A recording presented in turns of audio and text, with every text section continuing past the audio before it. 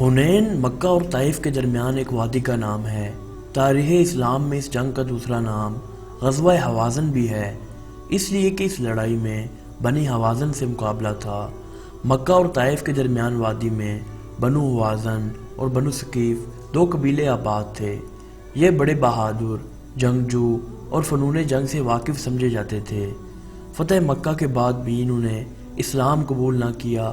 ان لوگوں نے یہ خیال قائم کر لیا کہ فتح مکہ کے بعد ہماری باری ہے، اس لیے ان لوگوں نے یہ طے کر لیا کہ مسلمانوں پر جو اس وقت مکہ میں جمع ہیں ایک زبردست حملہ کر دیا جائے۔ چنانچہ حضور صلی اللہ علیہ وآلہ وسلم نے عبداللہ بن ابی حدر کو تحقیقات کے لیے بھیجا۔ جب انہوں نے وہاں سے واپس آ کر ان قبائل کی جنگی تیاریوں کا حال بیان کیا اور بتایا کہ قبیلہ بنو حوازن اور بنو ثقیف نے اپنے تمام قبائل کو جمع کر لیا ہے اور قبیلہ حوازن کا رئیس اعظم مالک بن عوف ان تمام افواج کا سپہ سالار ہے، اور 100 برس سے زائد عمر کا بوڑھا درید بن سما جو عرب کا مشہور شاعر اور مانا ہوا بہادر تھا بطور مشیر کے میدان جنگ میں لایا گیا ہے، اور یہ لوگ اپنی عورتوں، بچوں بلکہ جانوروں تک کو میدان جنگ میں لائے ہیں تاکہ کوئی سپاہی میدان سے بھاگنے کا خیال بھی نہ کر سکے۔ نبی کریم 8 ہجری میں 12,000 مجاہدین کے ساتھ ان کے لیے مقابلے کو نکلے۔ ان میں سے 2,000 سے زائد نو مسلم اور چند غیر مسلم بھی شامل تھے۔ دشمنوں نے اسلامی لشکر کے قریب پہنچنے کی خبر سنی تو وادی حنین کے دونوں جانب کمان گاہوں سے اس زور کی تیر اندازی کی کہ مسلمان پریشان ہو گئے۔ مکہ کے 9 مسلم افراد سب سے پہلے ہراساں ہو کر بھاگے۔ ان کو دیکھ کر مسلمان بھی منتشر ہونا شروع ہو گئے۔ حضور کے ساتھ چند جاں نثار صحابہ میدان میں رہ گئے اور بہادری سے لڑتے رہے۔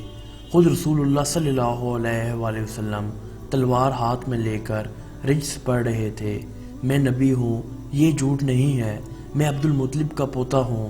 آپ کی ثابت قدمی اور شجاعت نے مسلمانوں کے حوصلے بلند کیے اور یہ مٹھی بھر آدمی دشمن کے سامنے ڈٹے رہے۔ حضور کے حکم سے حضرت عباس نے نام لے کے مہاجرین و انصار کو بلایا۔ اس آواز پر مسلمان حضور کے گرد اکٹھے ہو گئے اور اس شدت سے جنگ شروع ہوئی کہ لڑائی کا رنگ بدل گیا۔ کفار مقابلے کی تاب نہ لا سکے اور بھاگ نکلے۔ بنو ثقیف نے طائف کا رخ کیا۔ بنو حوازن اوطاس میں جمع ہوئے، لیکن مسلمانوں نے اوطاس میں انہیں شکست دی۔ مسلمانوں کو شاندار کامیابی ہوئی اور دشمن کے ہزاروں آدمی گرفتار ہوئے۔ 10,000 تو مہاجرین و انصار وغیرہ کا وہ لشکر تھا جو مدینہ سے آپ کے ساتھ آیا تھا، اور 2,000 نو مسلم تھے جو فتح مکہ میں مسلمان ہوئے تھے۔ آپ صلی اللہ علیہ وآلہ وسلم نے اس لشکر کو ساتھ لے جا کر اس شان و شوکت کے ساتھ حنین کا رخ کیا کہ اسلامی فوج کی کثرت اور اس کی جاہ و جلال کو دیکھ کر بے اختیار بعض صحابہ کی زبان سے یہ لفظ نکل گیا کہ آج بلا ہم پر کون غالب آ سکتا ہے۔ لیکن خداوند و عالم کو کچھ لوگوں کا اپنی فوج کی کثرت پر ناز کرنا پسند نہیں آیا۔ چنانچہ اس فخر و نازش کا یہ انجام ہوا کہ پہلے ہی حملے میں قبیلہ حوازن اور ثقیف کے تیر اندازوں نے جو تیروں کی بارش کی اور ہزاروں کی تعداد میں تلواریں لے کر مسلمانوں پر ٹوٹ پڑے تو وہ 2,000 نو مسلم اور کفار مکہ جو لشکر اسلام میں شامل ہو کر مکہ سے آئے تھے ایک دم سر پر پیر رکھ کر بھاگ نکلے۔ ان لوگوں کی بگدڑ دیکھ کر انصار و مہاجرین بھی پریشان ہو گئے۔ حضور تاجدار دو عالم صلی اللہ علیہ وآلہ وسلم کے پائے استقامت میں بال برابر بھی لرزش نہیں ہوئی، بلکہ آپ صلی اللہ علیہ وآلہ وسلم اکیلے ایک لشکر بلکہ ایک عالم کائنات کا مجموعہ بنے ہوئے نہ صرف پہاڑ کی طرح ڈٹے رہے بلکہ اپنے سفید خچر پر سوار برابر آگے ہی بڑھتے رہے۔ آپ صلی اللہ علیہ وآلہ وسلم کی زبان مبارکہ پر یہ الفاظ جاری تھے کہ میں نبی ہوں، یہ جھوٹ نہیں، میں عبد المطلب کا بیٹا ہوں۔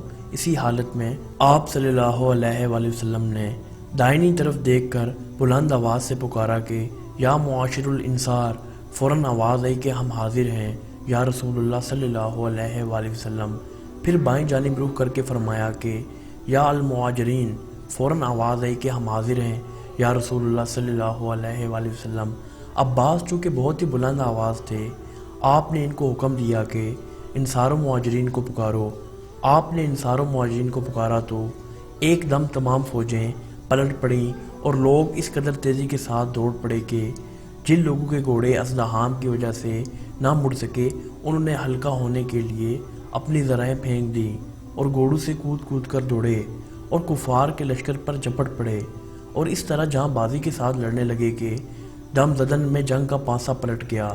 کفار بھاگ نکلے، کچھ قتل ہو گئے، جو رہ گئے گرفتار ہو گئے۔